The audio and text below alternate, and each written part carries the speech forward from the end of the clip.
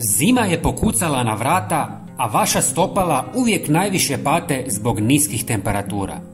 Danas ćemo vam otkriti fantastičan trik koji će vaša stopala štititi od hladnoće čak i pri -30. Sve što vam treba je jedan predmet koji većina ljudi ima u svom domu, a često ga baci u smeće. No to nije sve. Ostanite s nama do kraja videa jer ćemo podijeliti još jedan koristan savjet. Kada popijete mlijeko ili sok, prirodno je da prazan tetrapak završava u kanti za smeće. Međutim, nemojte ga odbaciti jer postoji sjajan način kako ga iskoristiti.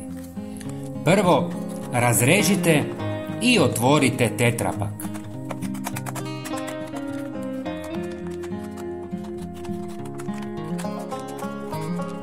Ako je unutrašnjost prljava, obrišite krpom. Nakon toga prerežite ga na pola.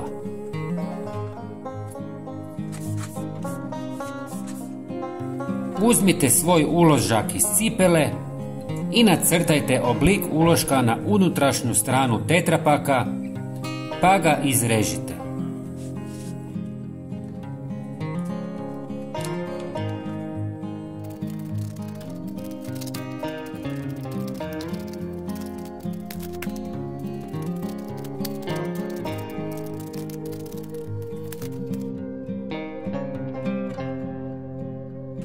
Iz zimskih čizama izvadite uložak i stavite novi koji ste napravili. Pogledajte kako savršeno odgovara. Zatim stavite originalne uloške natrag na njihovo mjesto. I to je to.